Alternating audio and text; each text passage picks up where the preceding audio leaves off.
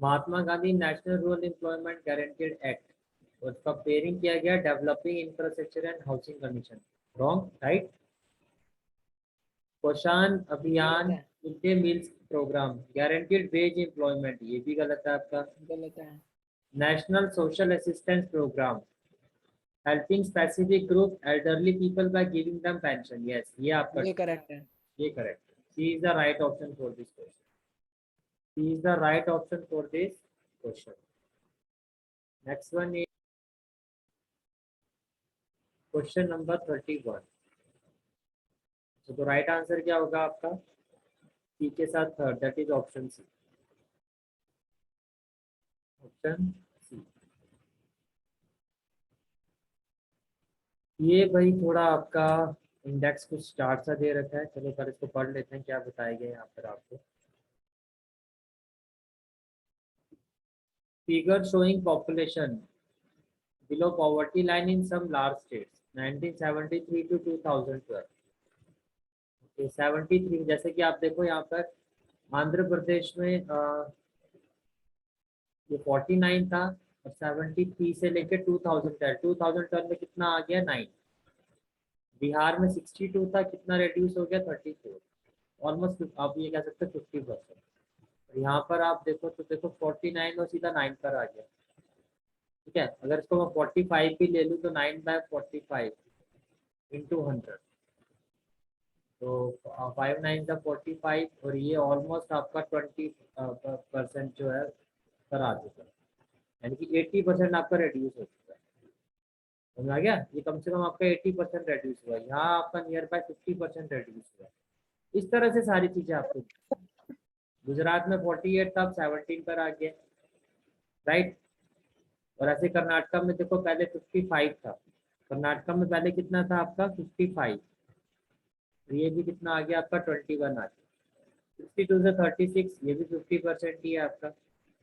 मध्य प्रदेश का 50% है, बिहार में भी रिडक्शन कितना हुआ? 50%। ये 53 था, 30 पर आ गया।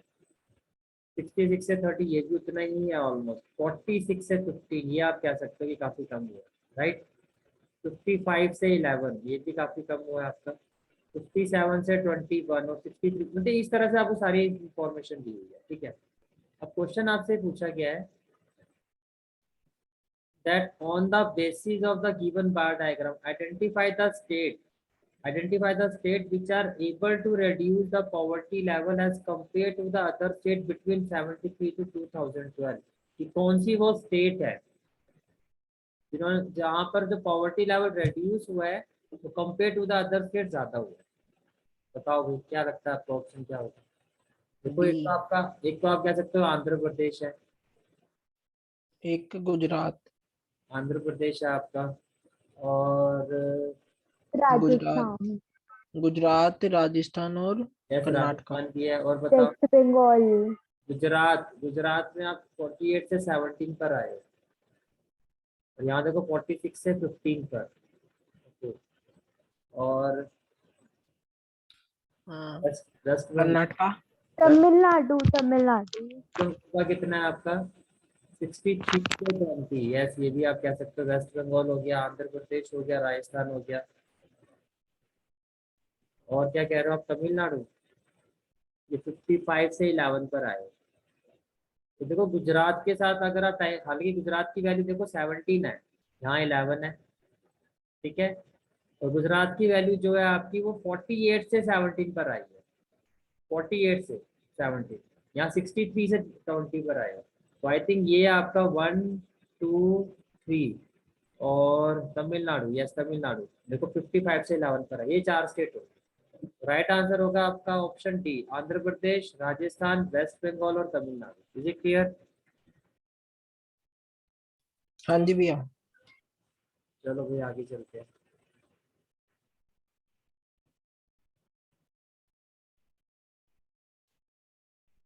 अब आपको क्या कहा गया है? नेक्स्ट क्वेश्चन क्या है आपका? Select indicators of development in education and health sector. को रियल पर कैपिटा इनकम दी गई है 1951 में कितनी थी? 81 पे, 91, 2001, 2016 टू 17। ये सारी इंफॉर्मेशन दी गई है। प्रूव डेथ रेट आपको दिया गया है, infant mortality rate, life expectancy of birth in years of male और फीमेल लिटरेसी रेट, सारी इंफॉर्मेशन दी गई है। Economic survey for various years, ministry of finance, national statistical office and ministry of statistics and programme implementation, government of India. ये तो source है। अच्छा, question क्या है? On the basis of the above mentioned information, answer the following question. The real per capita income of India as per given data has increased by, as per given data has been increased by, real per capita income की बात हो रही है। कैसे करते हैं भाई? New value कितनी है? 77659 न्यू वैल्यू, राइट।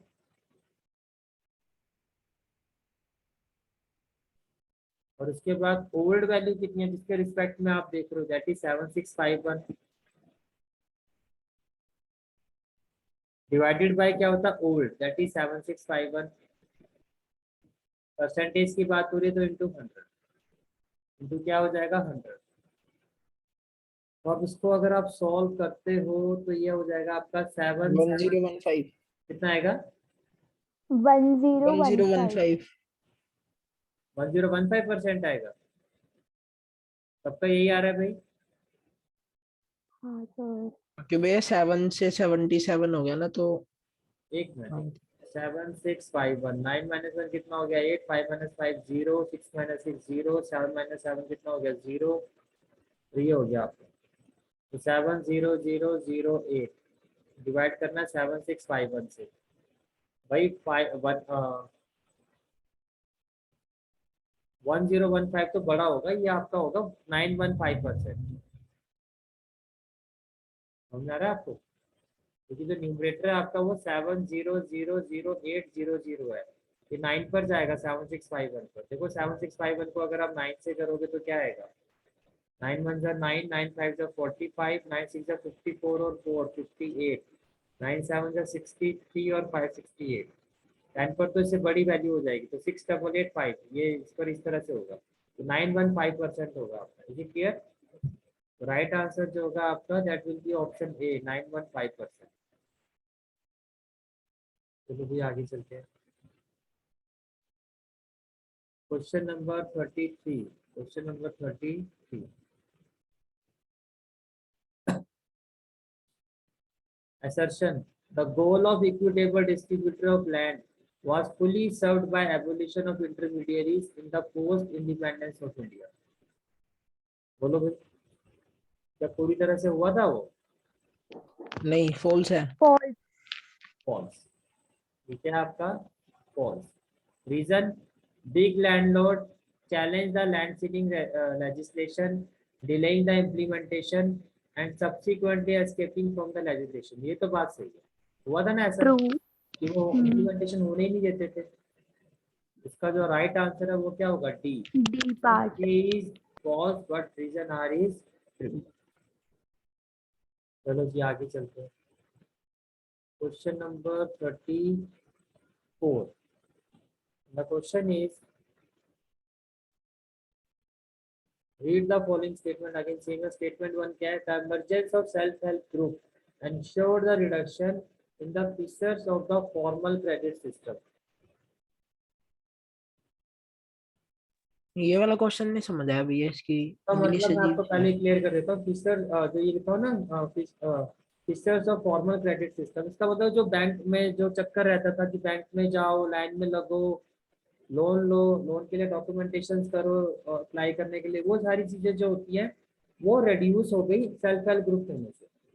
या हाँ ट्रू है। आपने सेल्फ हेल्प ग्रुप बना दिए, अब जो भी आपकी इस तरह की नीड होती थी आप आपस में हेल्प करने लगे एक दूसरे की, तो ये जो चक्कर थे ये खत्म हो गए, ये कम हो गए। ये बात तो बिल्कुल सही है। ठीक है। इसके बाद है आपका statement two, the borrowing from SHG mainly confined to consumption purpose by its member. True है। ट्रू है, ये बिल्कुल क्या है? ट्रू। बेसिकली ये जो हेल्प करता है वो अपने मेंबर्स की करते हैं, जो एक ग्रुप बना होता है वो एक दूसरे की हेल्प करते हैं। Both the statements are true, both the statements are true. ठीक है। चलो जी आगे चलते हैं। Question number 35। Question number 35। Statement 1, the value of money multiplier is determined by the reserve ratio prevailing in the monetary system. True है. True. Okay. Statement 2, the process of credit creation directly related to the value of reserve ratio. बोलो. True है. अभी तो आपने बताया था कि money multiplier is 1/LRR, तो ये डायरेक्टली रिलेटेड है या इनवर्सली है? भैया क्रेडिट क्रिएशन तो मतलब जितना एलआरआर होता है. मनी मल्टीप्लायर को ही देखते हो कि कितना मल्टीपल होगा वो. अरे सॉरी फॉल्स है. ये आपका इनडायरेक्टली रिलेटेड होता है, डायरेक्टली नहीं होता. ये कैसा होता है आपका? इनडायरेक्टली रिलेटेड होता है, राइट? तो statement 1 is true but statement 2 is false. ठीक है, चलें आगे. Question number 36. D part. Arrange the following event in the correct chronological order. ठीक है जी, करेक्ट क्रोनोलॉजिकल ऑर्डर में लगाना है आपको. Year of great divide, 1921. Tata iron and steel company TISCO, introduction of railway in India by the British और opening of Suez canal. तो देखो सबसे पहले ईयर, सबसे पहले क्या आपका? रेलवेज. रेलवेज. यस, रेलवेज आपका 1921 में हुआ था. उसके बाद 1850. Suez canal. 1869. सुएज कैनाल आपका यस 1850. सॉरी 1850 है, ये आपका 1869. यस. और टाटा उसके बाद थर्ड आएगा आपका यस टिस्को 1907. और फोर्थ आएगा आपका great divide. Great divide. Clear है भाई? तो आपका ऑर्डर क्या हुआ? 3 4 4. 2 और 1. 3 4 2 1. D part. 1850 1869. ठीक है, और उसके बाद ये टिस्को हो गया आपका 1907 of the year of great divide. तो ये आपका हो गया 3 4 2 1. चलो जी 36 भी हो गया. 37 पर आते हैं.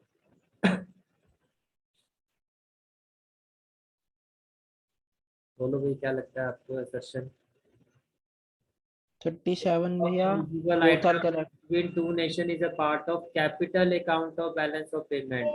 A part. False. नहीं, false. अभी तो इसको बताओ ना, ये true है false है? ये false है. हाँ. Reason, transaction that affect the asset liability status of a country in relation to the rest of the world are known as capital account transaction. ये ऐसी ट्रांजेक्शन जो या तो एसेट्स को अफेक्ट करती है या लाइबिलिटी को अफेक्ट करती है, वो कैपिटल अकाउंट ट्रांजैक्शन में आती है. बोलो. ट्रू है. D part. That is assertion A is false but R is true. Yes, B part. The right answer is question number option D. Next question is question number 38. Demand deposit include dash and dash. Saving account and current account. Account and current account. Current account. Saving account C part. जो businessman होते हैं वो करते हैं, right? चलो जी next question पर चलते हैं. Question number 39. Assertion, since the default rate of the farm loans has become chronically high due to the multiple reasons, the rural bank are facing a lot of cash crunch. True? True है. बिल्कुल सही. True. Reason, due to the lack of proper storage facility, a lot of farm produce is wasted. True है. True. A बिल्कुल है, part. बिल्कुल सही कहा. बताओ क्या ये इसका रीजन है? नहीं कैश भैया. crunch का प्रोड्यूस वेस्ट से कोई रीजन है? No. नो, ये इसका एग्जैक्ट रीजन नहीं है. We can say that both B part. are true and R is not the correct explanation of assertion. ये रहे आंसर. चलो भाई आगे चलते हैं. Question number 40. Number 14 is, since independence, the economic condition of many farmers across India has improved as they have adopted horticulture as a secondary source of income. True, हाँ जी भैया। right? True. चलिए आगे चलते हैं.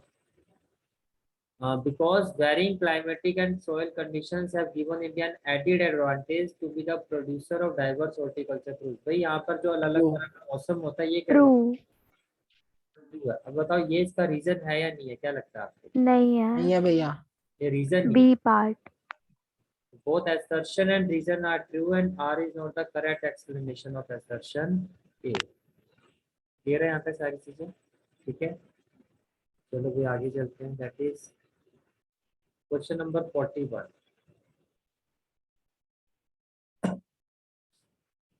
Demand deposit are considered as a convenient mode of payment for execution of even high value transactions. सही है. Demand समझ deposit नहीं आया भैया। भाई एक कन्वीनियंट मोड माना जाता है डिमांड डिपॉजिट को पेमेंट के लिए, execution for execution even the high value. एक बड़ी बड़ी वैल्यूज हो तो भी डिमांड डिपॉजिट जो होता है एक अच्छा ऑप्शन रहता है हाँ ट्रू है। ट्रांजेक्शन के लिए भी. और उसके True. बाद आपको बोला गया है कि demand deposit are non withdrawal in nature. भाई ये तो बात False. आगे तो पढ़ने का कोई तुक ही नहीं बनता.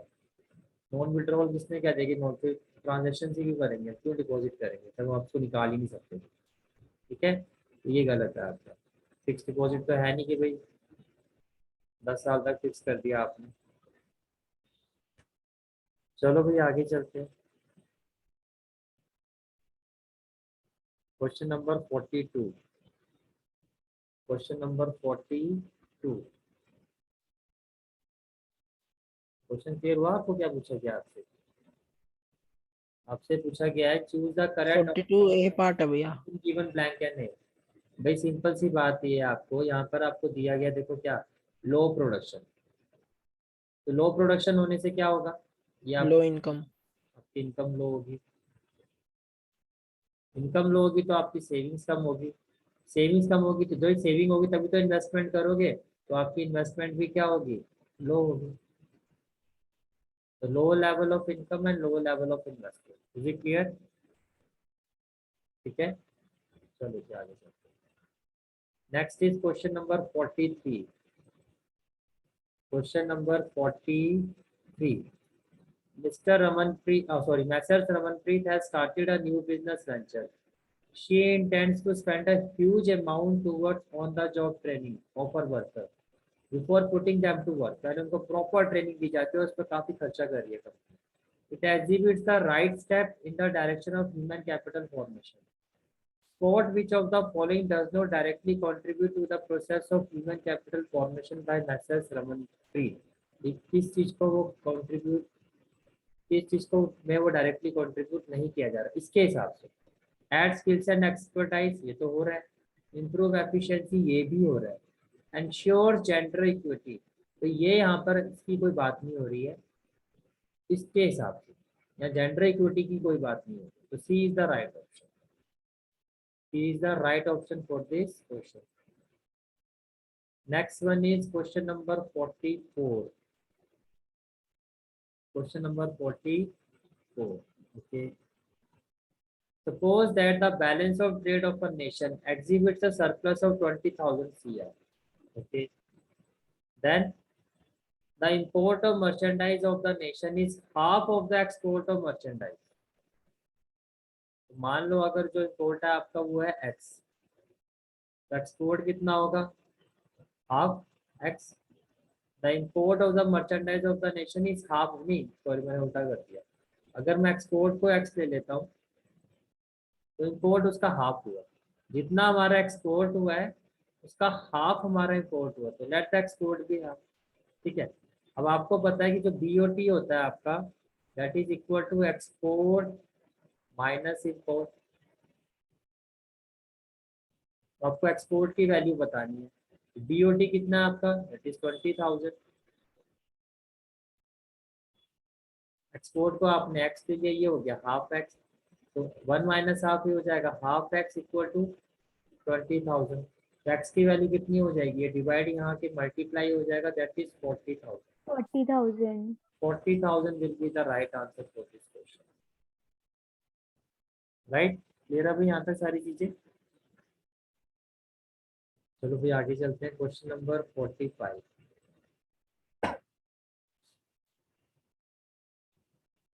Read the following statement carefully and choose the correct alternatives given below.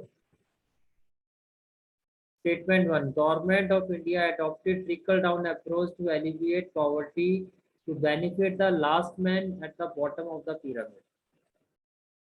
Follow this. True है भैया। True. Trickle-down approach समझते हो ना क्या होती है? हाँ जी भैया, सब growth oriented approach. Growth-oriented approach. This approach is based on the expectation that the positive effect of economic growth will be trickle down or benefit all section of the society and also the poor people. ठीक है, मतलब एक sector का benefit होगा तो बाकी sector से भी वहां से बेनिफिट जाएगा। ठीक है, सभी की सभी ग्रो करेंगे। तो ये चीज तो आपकी क्या है, ये चीज तो आपकी ट्रू है। ठीक है, चलो इसके बाद नेक्स्ट स्टेटमेंट जो है आपकी दैट इज empirical True है data भैया। over the years have shown that trickle down theory did not yield desired result in India. True है। ये भी ट्रू है। So both the statements are true. A part. ठीक है, चलो भी आगे चलते हैं।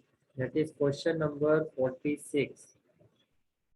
Question number 46. Assertion: if the receipt and payment on the current account are equal to each other, it depicts a situation of current account surplus. False. False. भाई equal में कैसे सरप्लस हो जाएगा? अगर आप ये कह रहे हो कि दोनों के दोनों रिसिप्ट अकाउंट और पेमेंट अकाउंट जो है वो आपके इक्वल है तो सरप्लस का तो मतलब ही नहीं बनता, तो फॉल्स है आपका। A surplus current account means that the nation is a lender to other countries, and a deficit current account means that the nation is a borrower from other countries. बोलो भाई क्या लगता है आपको? कहता है कि अगर सरप्लस है, अगर सरप्लस है तो इसका मतलब जो नेशन है वो दूसरी कंट्री को लैंड करेगी, और अगर ट्रू है। डेफिसिट होगा तो जो नेशन है वो दूसरी कंट्री से बोरो करेगी। भाई बिल्कुल सही बात कह रहे हैं, ट्रू। इससे ज्यादा होंगे तो आप लैंड कर सकते हो। ये चीज तो आपकी ट्रू है, ये चीज आपकी क्या है? True. ट्रू है। इसका मतलब assertion A is false but reason is true. D Reason is part. question number 47. Question number 47 and the question is identify the correct statement from the following. Okay. First one is restrictive policies of commodity production, trade and tariff pursued by the colonial government adversely affected the structural composition and volume of the India's foreign trade. True. तो बहुत ही बुरी तरह से जो restrictive policy थी colonial government की, उससे जो हमारा स्ट्रक्चर है कंपोजिशन और volume of India foreign trade affected हुआ था। तो बिल्कुल सही बात है, तो यही पूछा गया था, इसके आगे कुछ देखने की जरूरत नहीं। चूज द करेक्ट ऑल्टरनेटिव, बात यही खत्म होगी। Is it clear? Restrictive policy जो थी कॉलोनियल गवर्नमेंट की, उसकी वजह से जो हमारा फॉरेन ट्रेड है वो एडवर्सली अफेक्टेड हुआ था।